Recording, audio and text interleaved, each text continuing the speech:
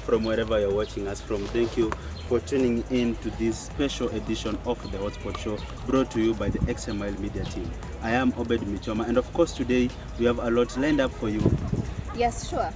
And it's not only about politics in our country, but also international. But mostly, we're going to deal with abduction in our country, the fate of the DP seat in our country, and also more to do with our leadership. Oh, amazing, Jen. And of course, this Hotspot Show remains to be your number one go-to source for all matters politics here, and we strive to bring you the best, and that's why in the studio today we are joined by a special guest today, that is Wabulegad and Joshua Mache. Starting from Wabulegad, please introduce yourself. My name is Wabulegad, Professor Wabulegad. Professor? Yes, Professor. Yes, Professor from Strathmore. I've been at Strathmore for a while now. So here I stand on this ground as a political analyst. Yeah, thank you, Micham. Thank you very much. Welcome. My name is Joshua Mache, a political analyst, commentator and a pundit within this country. Yeah, that is all. Yeah. Thank you for having me. Yeah, amazing. Jen, we are going to discuss about a matter that has been brewing storms across the political space in the Republic of Kenya in the recent past. And this is a matter to deal with the curse of the DP seat. We like to call it the curse of the DP seat. Definitely, yeah. the curse. Yeah, because of the matters that have been going on since the inception of the 2010 Constitution. We know that DP Kindiki is the third deputy president, under the emblem of the 2010 Constitution. And now it seems like there's a problem with this seat. Definitely there's a problem. Yeah. Why from Ruto? We go to Gachagua. Then Kindiki, there's kind of a storm that we're not sure of, but it's maybe going to happen. Yeah. Starting with you, Joshua Mache, is DP Kindiki a robot? In terms of, is he being controlled by other people in the government? Okay, I cannot say directly that he's being controlled. Himself, he has appeared in the public domain after being quiet for a while and told the Kenyans that he has been busy implementing the plan of the Kenya Kwanza. So I cannot say that he's a robot, although many Kenyans have an assumption that he's being controlled by the president. He has no power to oppose or say no to anything. Yeah. Well, as we talk about Kindiki, he has said that he is doing everything to make sure our country is better. But do you think if he's doing what is right, don't you think he should have started at his home place, that is the Rakanivi? But yet you will find Mutahi Kahiga saying that he has never gone to that place. You know, so what is that? Is he a national leader? Obvious. You know, when you are in the office of the presidency, deputy president and the president, you are a national leader. You need to put aside your interest of the regionalism and become a national figure. You should consider opening the development projects and employing people from all over the country, diversification, not from a certain region. Obvious. But now Joshua Mache speak about being seen in the public domain. But now, in the recent past, or maybe some few weeks ago, DP Kindiki was missing in action. So what is really happening? You know, when he came back and then gave us some unconvincing statements. What is really happening? You know, when the former president Uhuru Kenyatta, they had a fallout between him and the current president, who was then his deputy president. He told us in Swahili, kazi haifanyi kwa magari. So Kindiki, for me, I'm very sure he's a knowledgeable, competent leader. He will deliver the plan. Yeah. Well, guys, as we talk about Kindiki, is the story about Farouk Kibet and Kindiki, the thing of, it happens that they talk about he removes the DPs in the WhatsApp group. Is this really true, or it's just a propaganda maybe to change the image of Farouk Kibet? And what is the real importance of Farouk Kibet in the government?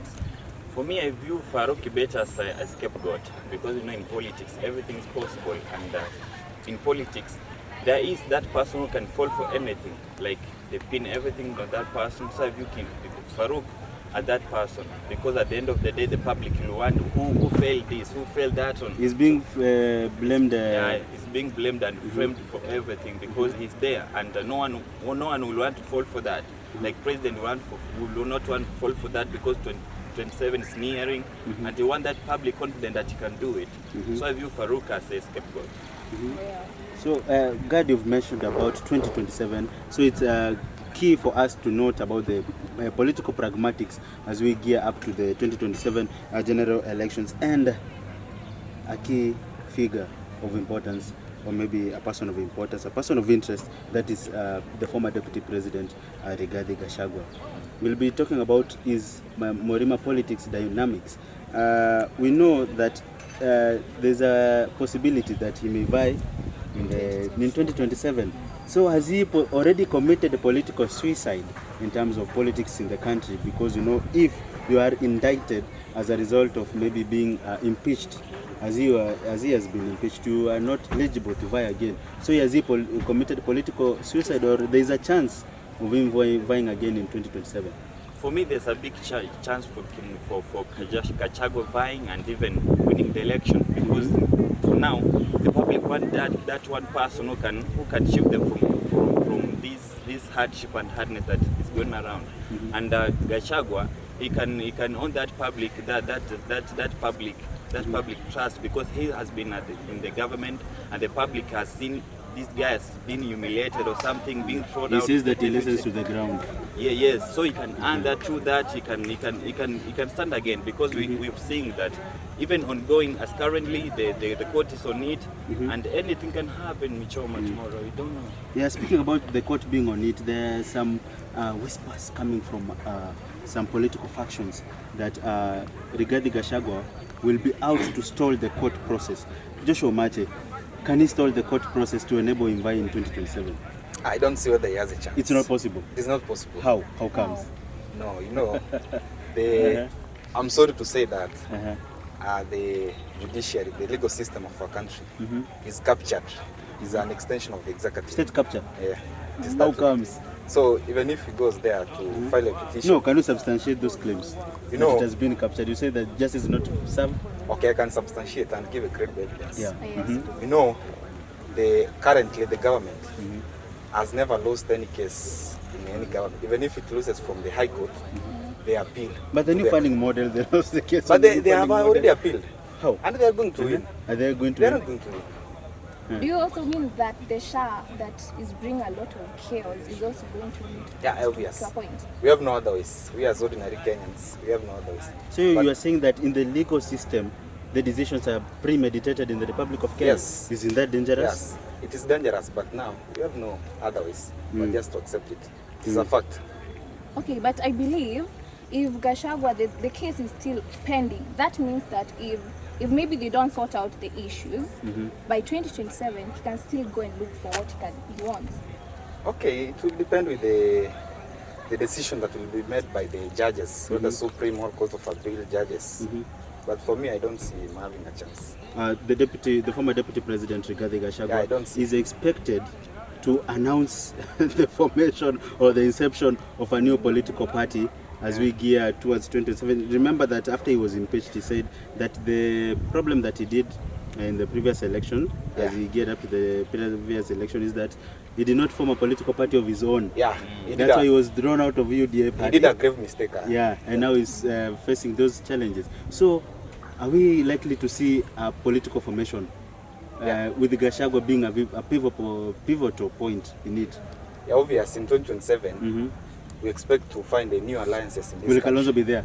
Kalonzo? We don't know. Kalonzo is a watermelon. We don't understand him. You call him a watermelon? Yeah, he has no stand. Speaking about watermelon, even yesterday, President Ruto called him a watermelon. Yeah, he's a watermelon. So how can you define the character of Kalonzo Musyoka in the Kenyan politics? For me, personally, I don't understand him. From 2007, remember, he was in the ODM Kenya, he stole the party with Dan Manzo. He went and vied for presidency. He came number 3. After then, he negotiated and he was given the post of vice president. In 2013, he became the running mate of Raila Odinga, same to 2017. 2022, he tried to vie for presidency with Sunkuli, but he never succeeded. He supported Raila Odinga for the 3rd time, having sworn earlier that he would not support him. So, Kalonzo Musyoka is another man. And now he has called for demos. God. Yes. Mr. Kalonzo Musyoka has called for demos if the government does not form the IBC to the end of March. Is it possible for him to rally the Kenyan youth or even Yeah, the a Kenyan crowd. voter to come for the demonstrations. So you know the secret of politicians, they have that mouth, that tongue, because they tell you what you want to hear. And currently the Kenyan want to hear change. So using change, using the word of change, this man can assemble anything at his disposal to make this thing happen. Yeah, so I think that is it, Michongo. So you say that Kalonzo can rally. Kalonzo can rally, because viewing from the public cynicism, the political cynicism, like people have lost that confidence in the politics, in the government, so they can use that humiliation, that everything that is going on around the abduction, because abduction currently is happening to the youths, and the youths are the majority to the country. So Kalonzo can use that angle to announce everything, to demonstrate, and yeah. Well, still on the political sphere, but now onto another dimension. Like the politics and the rulings that the government are giving to some point has brought our country into chaos. That's seen from the time we had the Gen Z revolution, which after that it has led to the government rubbing shoulders with the young people in our country.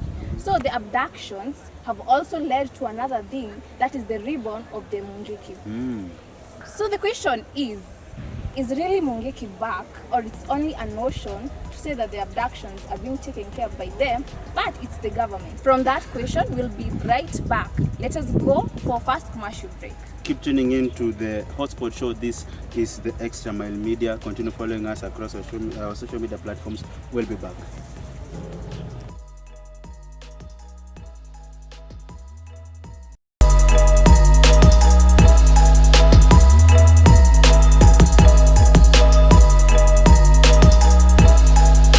Whew, it feels hot. It is hot. Politics is a game that is always hot and steamy. That's why at the Hotspot Show, we serve it to you while it is still steaming hot. So join us for more information about our environs and the current affairs, and also politics. Exclusively on the Extra Mile Media every Saturday at 8 a.m. Be there.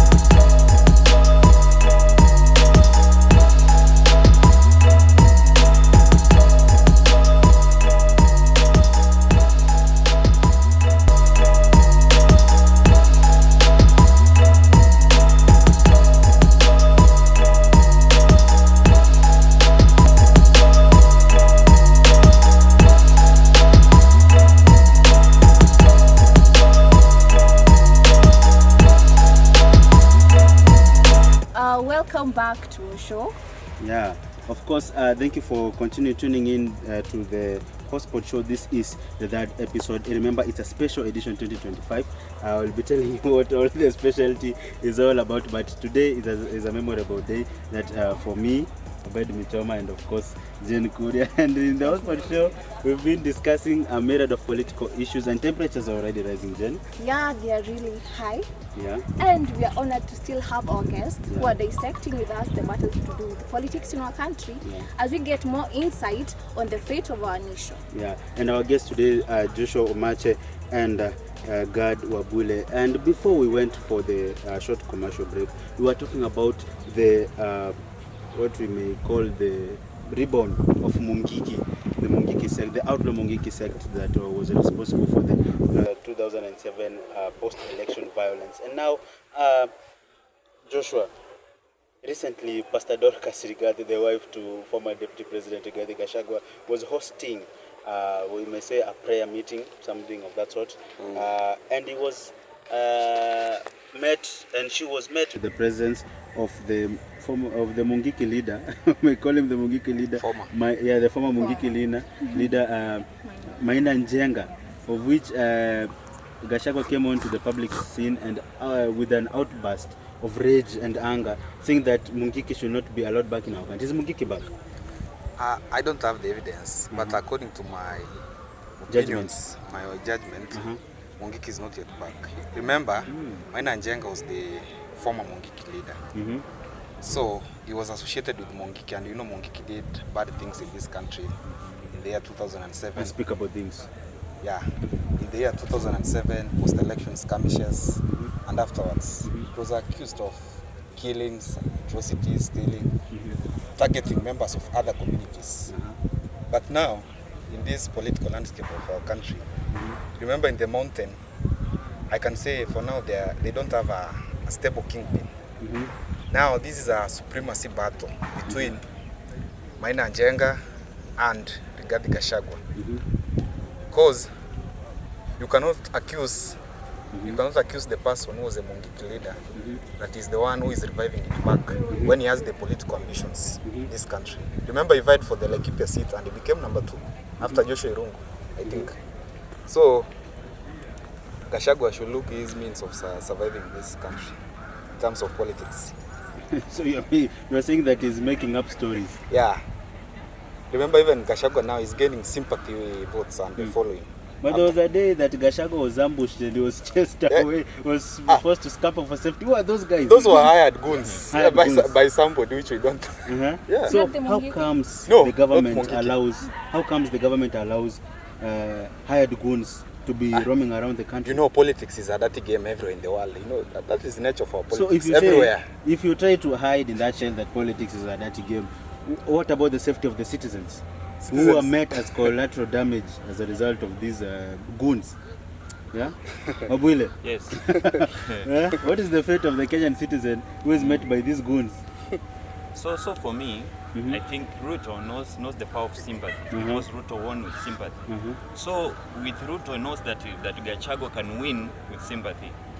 So what he's using is creating the problem, diverting the chaos of the country, and making everything seem like Gachagua is pinning this, is acting on this, and is the one behind this, so that the public can divert their attention from Gachagua, because Gachagua has drawn a lot of attention currently, and Ruto knows the power of sympathy. So by distracting that, he knows that his seat is at peace. But for me, these goals are real. Because, for example, Uganda, the country like Uganda, many intimidation, like when you vie and the president sees like you are winning the election, you use intimidation to throw you away from the public, because you can win by that, by sympathy. Like the public knows that they can just give you these sympathy votes for you to take them away from this cruel leader. So by that, I think Gachagua is being planted. Gachagua is being framed. Okay, you mentioned about DP Gachagua, former DP Gachagua, drawing attention to himself. He recently made utterances that drew attention to him. He spoke about the NIS director, Nuruddin Haji, during the wake of the Gen Z protests, and saying that Nuruddin Haji was responsible for the Gen Z demos. And also recently, he made a storm in public when he said that Nuruddin Haji knows where the abducted Gen Zs were kept. So what is really happening in our country? What is really happening? Is it that we are playing with people's lives to gratify our own interests, or what is happening? So you know, when Gachagua when Gachagua is just beaten properly by the youths, he has many to say. He has so many things to say, and I can't say that Gachagua is a victim in this, because he was part of the government that failed the youths. So what Gachagua is playing around is just standing out to be a proper guy than Ruto, but Gachagua is also bad. So the youths are seeing who is in the government now, but they are not seeing who was in the government then.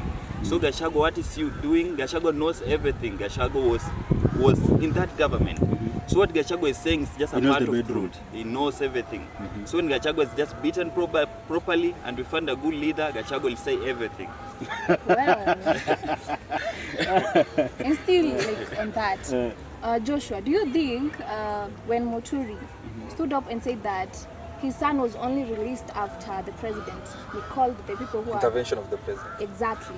Is it really true? So this means that the whole abduction thing has been revolving in the government. Yeah, you remember that this is a member of a cabinet saying that, eh? Yeah, you know, these abductions, you cannot say that are being planned by somebody who doesn't know. It is obvious the government of Kenya has an upper hand, and it is using some secret police organizations or the intelligence service. What makes it obvious?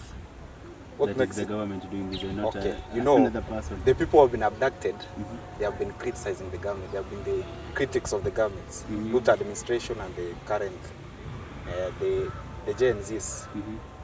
Now, for me, I think these abductions which are happening in our country, it is not a good thing.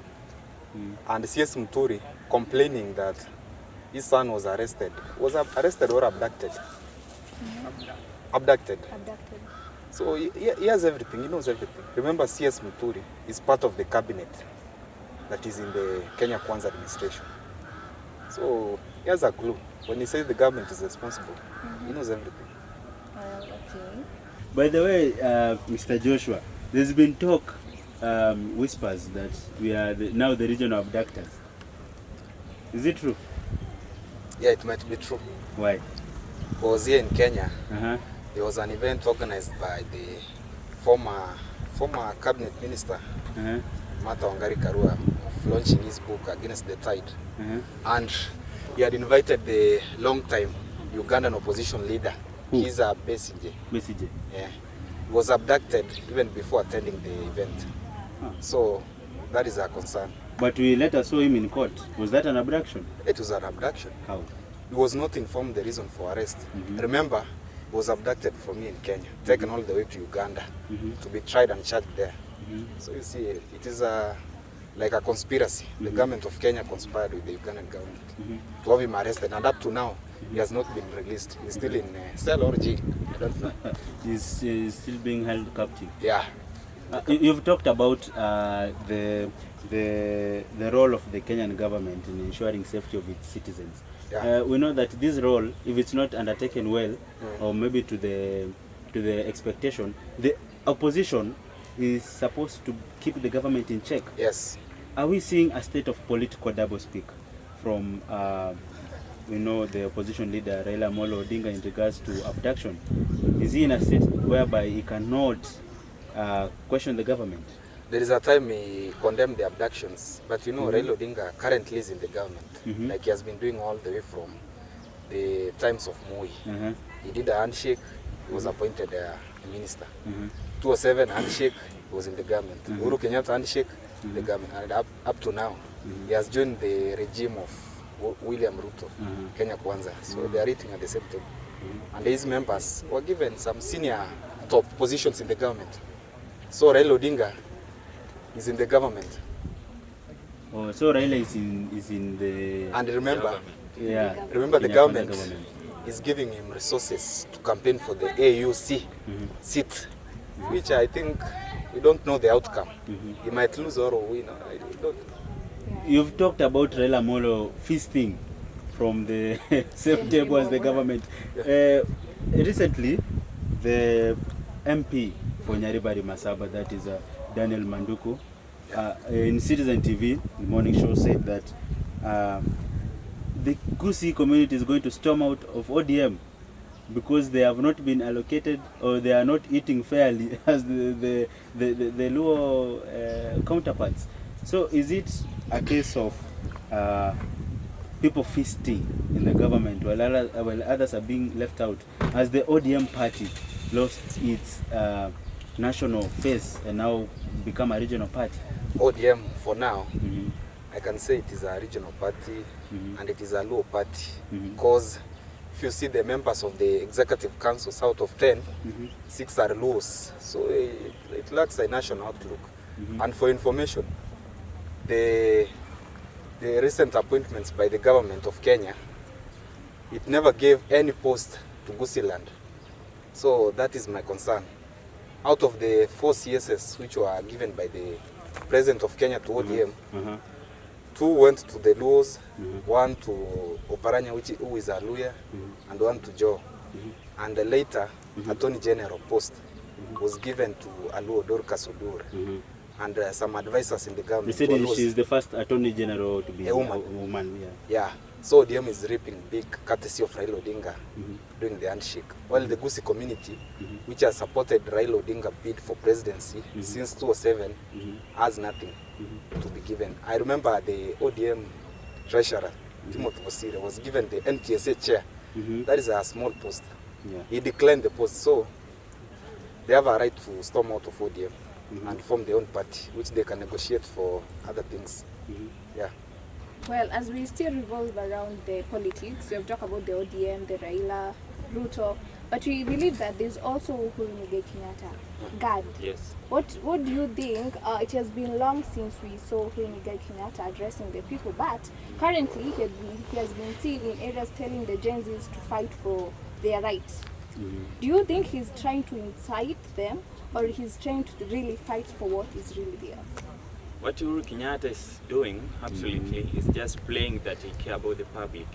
It's just playing like that reminder to remind the public to do what is right. But himself is not doing what the public wants, or helping the public to do what the public is required to do to get what is good in return. So finding out through Uhuru is that person who had the publicity. Uhuru has the name. So when Uhuru doesn't want at the end of the day to tarnish the name that is already there. Uhuru is in the government, but he doesn't want to be in the government as per the public, because that will tarnish the name, as the legacy stands of the Kenyattas will tarnish that. So what Uhuru is trying to do is trying to save the name while he is in the government. Well, he's still in the government.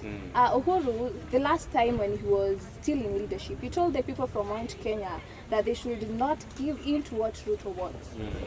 But right now, the crisis in Mount Kenya is, are they going to listen to Uhuru Muigai Kenyatta, what he's saying right now?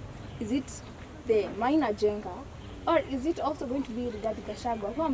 Who do you think they are going to follow there, say, in 2027? So politics is the game of numbers, and what I will do to get that number is upon me. So between Ruto, Uhuru, and those other from Mount Kenya, what they will do to gain that number, they are preparing now. We don't know what will turn at the end, because they tell us what we want to hear, not what they will do. So they are arranging, because they are learning people, professional intellect. So I don't know what they will do, but they will play with the numbers. I know there's that person who will stand out. That person will get a lot of number to get what the kingpin requires from Mount Kenya. Fair enough, God. We are running out of time, and Joshua Mache, as we conclude this show, your parting shot, will the murima, the so-called murima, or will the mountain form the next government? We've seen President William Ruto making inroads in the western province, the western region. Has he seen that the Mount Kenya region has started slipping away, and now he's trying to consolidate the western region and the Luo Nyanza? Yeah, the Mount Kenya region, it is the biggest voting bloc in our country. So it has more votes, which enabled our current president to win the presidency.